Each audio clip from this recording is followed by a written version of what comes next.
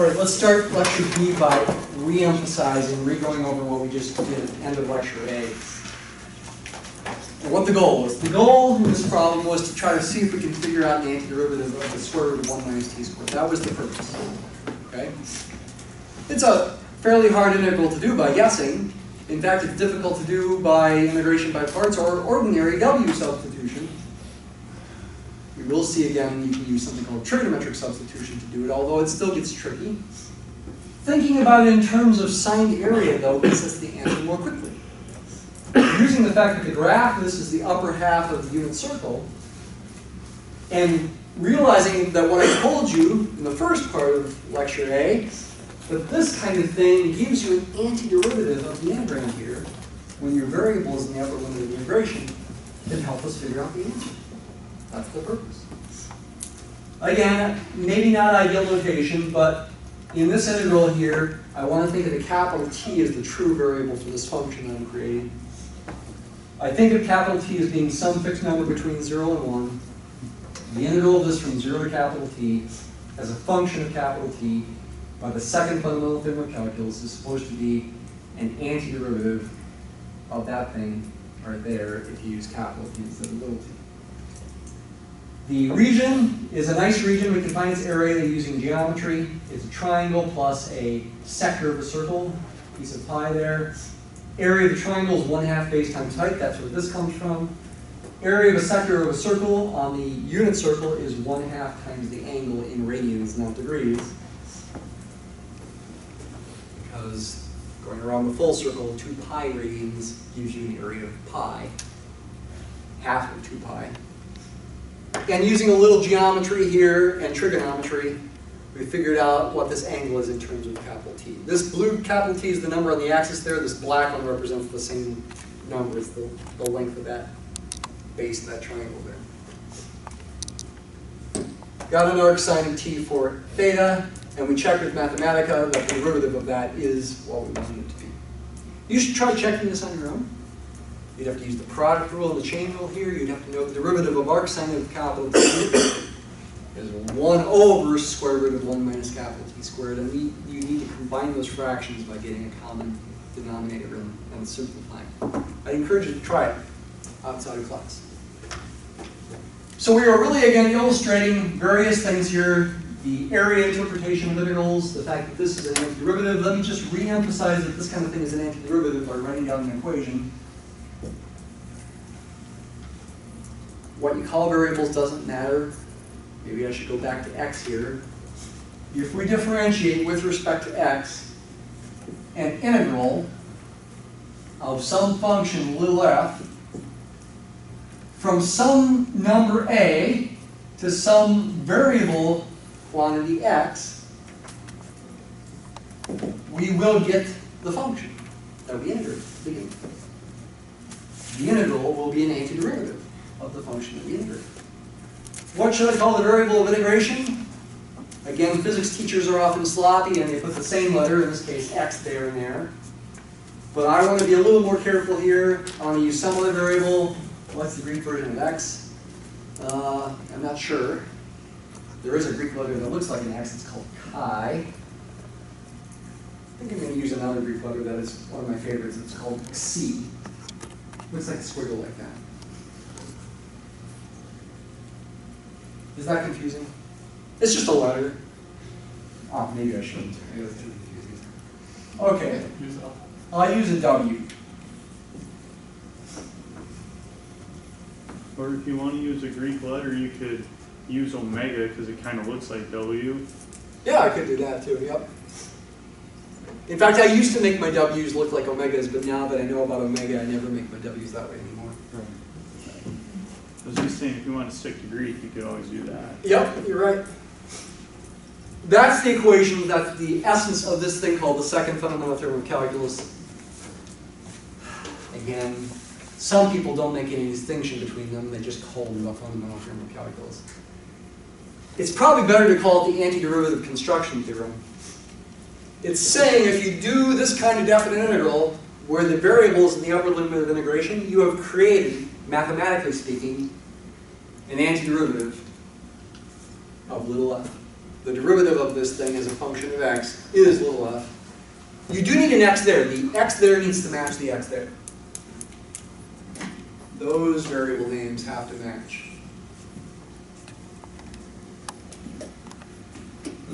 How will the lower variable or the lower limit change, like the limit, or I'm sorry, the integral and whatnot?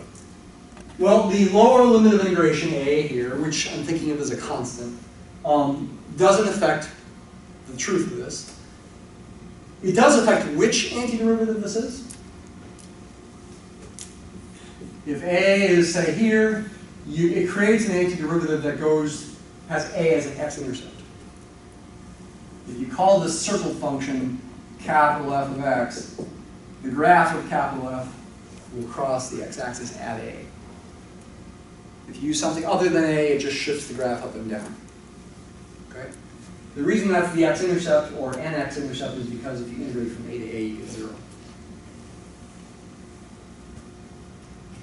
But as long as these functions are nice and these things are in the domain of f, a can be anything. You get an antiderivative. I use 0 in this case, and that's often the most convenient thing to use.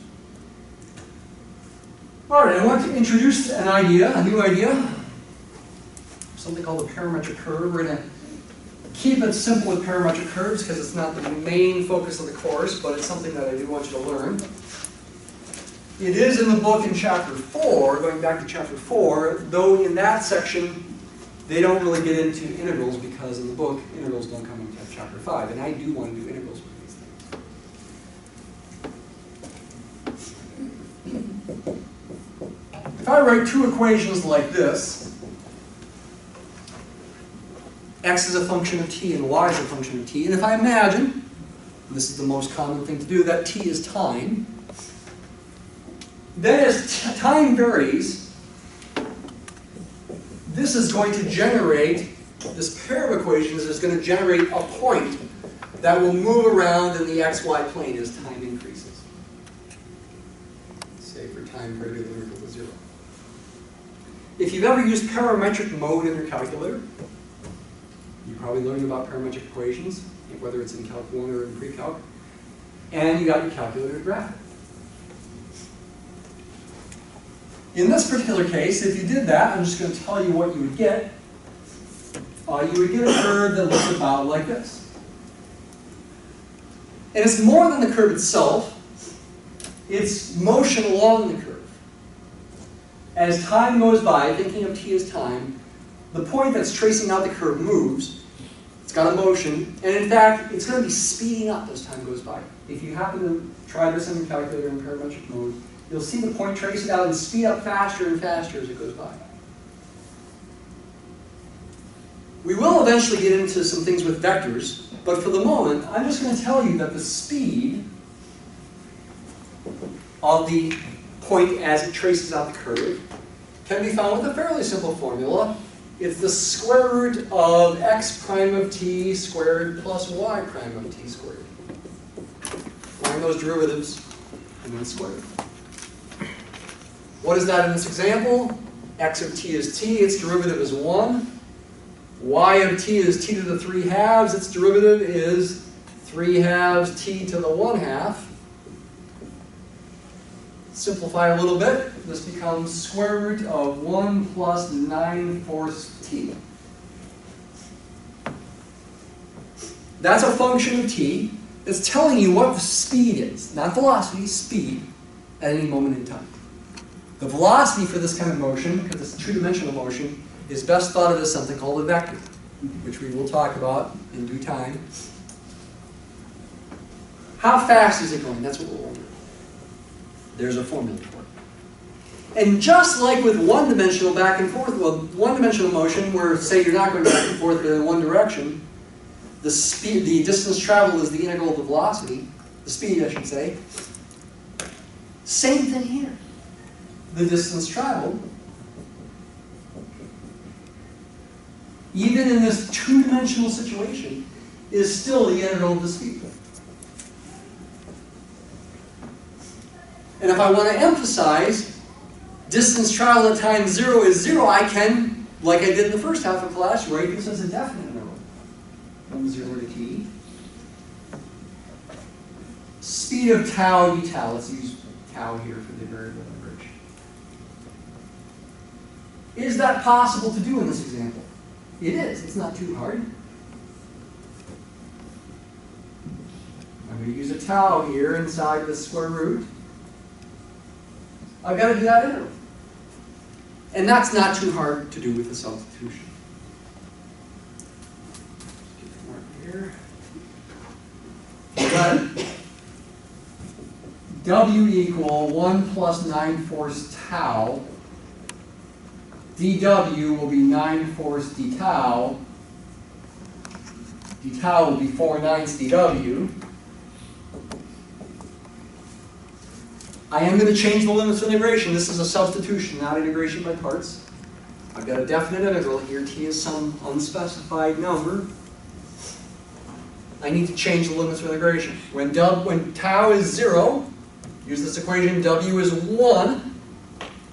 And when tau is t, W is 1 plus 9 4 t. That's the upper limit of the integral. D tau again is 4 9 dW. I'd get a 4 9 in here. I get W to the 1/2 dW. Doing that integral is going to give you the answer for the distance traveled. Just treat this like a number. Okay, you don't know what t is, but just treat it like a number. It's okay. Do that integral, you get 4 9 W to the 3/2. I'm never going back to tau here. Over 3/2 evaluated from 1 to 1 plus 9 4 t. Dividing by 3/2 is the same as multiplying by 2/3. I'm going to get 8/27 W to the 3/2. Now plug in the limits of integration. 1 plus 9 4 t to the 3/2. And then I think I'll put parentheses around this minus 1. W 1 to the 3/2 is 1. So that's a function that tells you how far you've gone from time 0 to time t in this example. Okay? So it's a new situation. It's a two-dimensional motion situation described by parametric equations. It's called a parametric curve. This is always how you find the speed for such a two-dimensional parametric curve. This is always how you find the distance traveled. And then we did the integral to find a formula for the distance traveled. Okay. And a lot of motion is 2 or 3 dimensional, so that would be a useful thing to know. We'll do more examples of this next week. Okay, but let's start thinking about that. Read chapter, section 4.8 about parametric curves. I think I said to skim it for today. More information in there, more examples to look at. They don't focus on integration. They do mention this equation. They don't mention this one. But I'm going to want you to know this one. We'll do more examples later. For the remainder of class,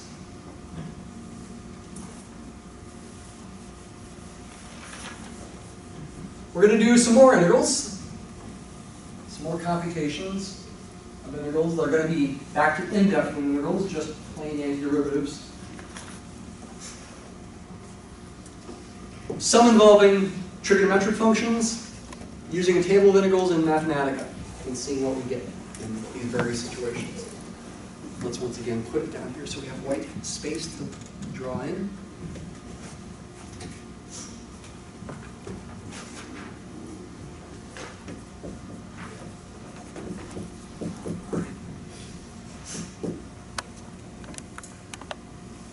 There's an integral that, if you think about it for a few seconds, should seem kind of difficult. Like, how in the world are we going to do that? I do notice that the product of two functions, and we've seen that in many cases with the product of two functions, integration by parts is useful. And that is a good approach to use here, if you're trying to do it by hand. What should you let u be, and what should you let v prime be? It's going to turn out, in this case, that it doesn't matter. Okay? It won't matter which one you let u be and which one you let v prime be. Either choice can work out in the end, though it is going to be a bit tricky. And we're going to have to use integration by parts twice, along with some algebra. I would pick u to be e to the 2x and v prime to be cosine of 3x. But the other way around could have worked too. U prime by the chain rule is 2 e to the 2x. V, integrating that, with substitution in your mind if you like, is 1/3 sine of 3x. Integration by parts says, to do this integral, take u times v, 1/3 e to the 2x sine 3x, minus the integral of v times u prime, the product of these two things. That's going to give me a 2/3 that I can bring in front. Those two things, u prime and v, e to the 2x sine of 3x. Doesn't look much better, does it? In fact, it's worse in a sense. There's more stuff there, and this integral doesn't seem any easier than what we started with. It's just a sine instead of a cosine. But maybe if we do integration by parts again, maybe we'll get back to an integral involving cosine, and maybe I'll be able to solve for that integral, because I'll have it on both sides in some form. Maybe I'll be able to solve the resulting equation for the unknown integral. And that should happen if we do it correctly. Once again, do integration by parts. If you let u be the exponential and v prime be the trig function in the first integral, do the same thing for the second one. If you did it the opposite way around for the first one, do it the opposite way around for the second one. U is going to be, once again, e to the 2x. V prime now is going to be sine of 3x. U prime is 2 e to the 2x.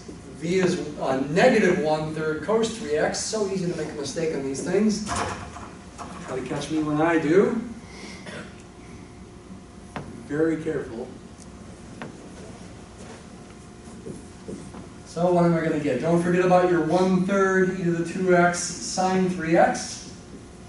Don't forget about your minus 2/3, and now use parentheses for the integral of this one. U times v minus the integral of v times u prime. U times v is negative 1/3 e to the 2x cos 3x minus the integral of v times u prime. I got a minus sign there giving me a plus.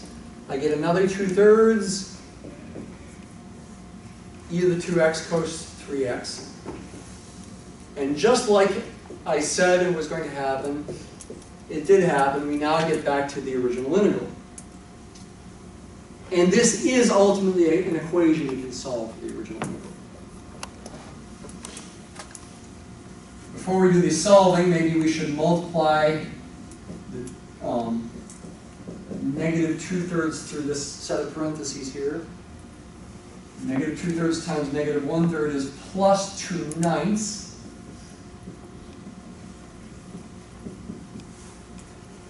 Negative 2/3 times positive 2/3 is minus 4/9. The integral is the integral. Leave it undone. That's the integral we're trying to find. But now the fact that this equals all this means we can solve for the unknown integral. We can add 4/9 times the integral to both sides. Simplify and divide by whatever we get as the multiple of the integral. Sometimes people, to make the algebra seem simpler, they use a shorthand for the integral. Maybe they call it capital I or something like that. We really have an equation that capital I equals this stuff. I don't want to write it all out again. Stuff. I is stuff plus minus 4/9 times I.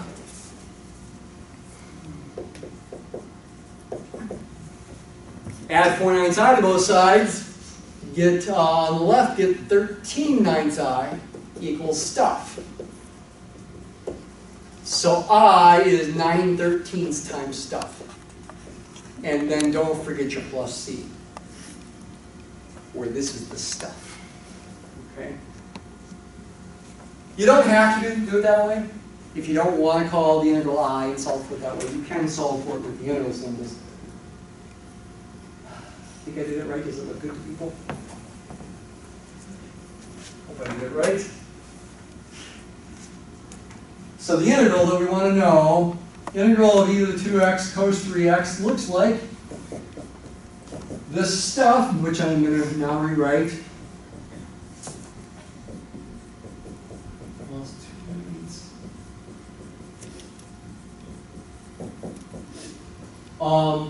Oops, sorry, 9/13 times stuff.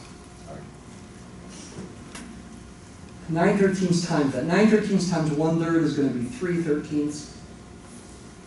9/13 times 2/9. Oh, okay, that's going to be 2/13.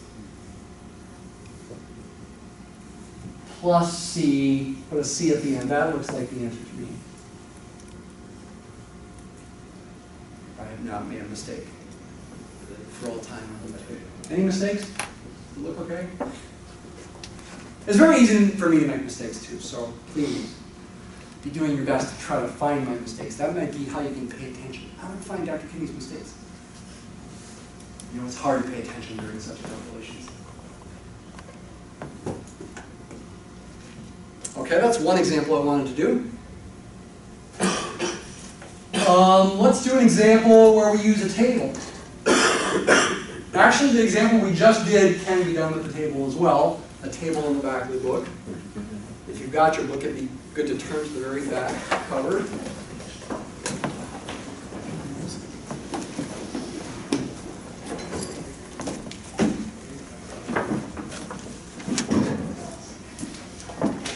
The example we just did could be done with one of those formulas in the table. It was with the cosine, wasn't it? Yeah, looks to me like we could use formula 9 in that table if you've got it to do the example we just did. With A being 2 and B being 3. It was e to the 2x times cosine of 3x. So you could use this formula. Word of warning, you don't always get the exact same thing you get with other methods, especially when trigonometric functions are involved. Because of all those trigonometric identities out there that are out there, you can oftentimes get answers that are really the same, but they look different. Although I think in this case it gives us the same answer as far as how it looks.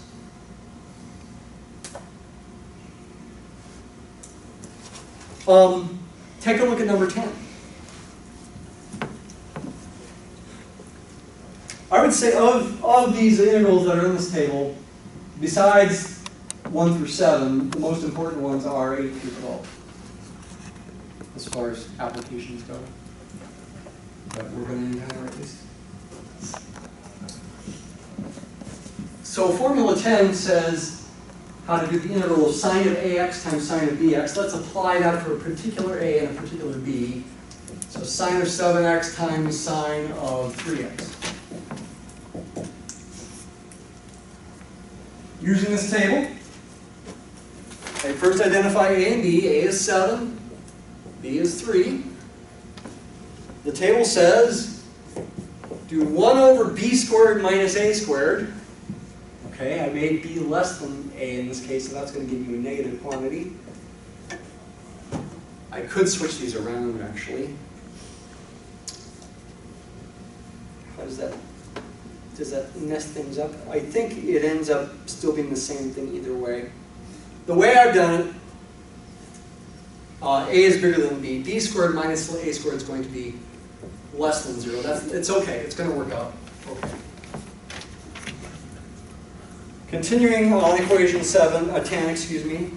Inside parentheses, I see a cos ax sine bx. So that would be 7 cos 7x sine 3x. Looking at equation 10. Minus b sine ax cos bx. B again is 3. B sine 7x cos 3x plus c. And this simplifies to what? On the bottom, 9 minus 49 is negative 40. This is a negative 1/40th. If you switch around the roles of A and B, which you can do here, this would have been a positive 1/40th, and there would have been a minus sign there and a plus sign there, so you would get the same answer. So in this case, the roles of A and B don't matter. When you mix up the sine and the cosine, however, like in formula 12, they do matter. The A's got to go with the sine, and the B's got to go with the cosine with the book's notation. If you look at formula 12, you got to make sure you pay attention to those. Mm-hmm. So are we going to have to memorize this rule? Nope, nope. I'm just illustrating how to use the table. Okay, thank you.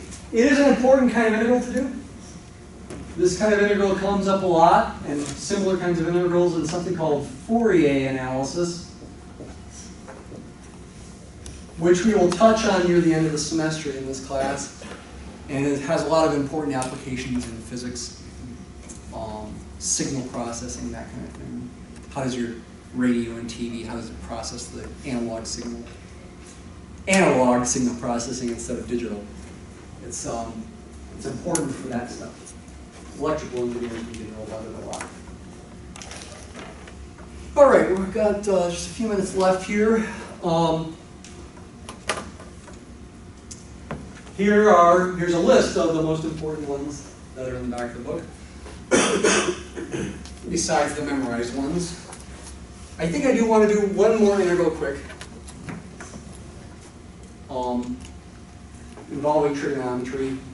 And we're going to do more integrals probably Monday morning before the mini test involving trig functions. How do you integrate something like this?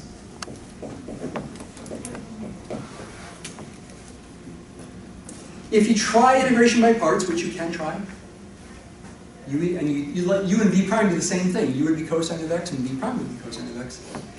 It's a good idea, but it doesn't really lead anywhere. You end up using it twice and you end up getting the integral equals the integral. You can't solve for it. I tried it before class. The best way to do this integral is with a trigonometric identity. And when I teach multivariable calculus, this is an identity I always have the students know. It comes up a lot in that class. Cos squared of a number is equal to 1/2 plus 1/2 cosine of 2 times that number. That's a trigonometric identity, that these two things are equal. Trig identity. And the benefit of the trig identity here is this is a lot easier to see how to do the integral than the original ones. Integrate 1/2, get 1/2 x. Integrate 1/2 cos 2x. Substitution, or in your mind, get 1/4 sine 2x plus c. You're done.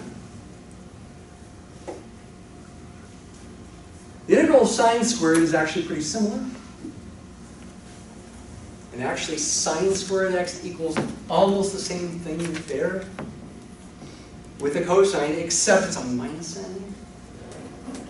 So the integral of sine squared is not much different. I would encourage you to look that identity up. All right, that's it for today. Don't forget.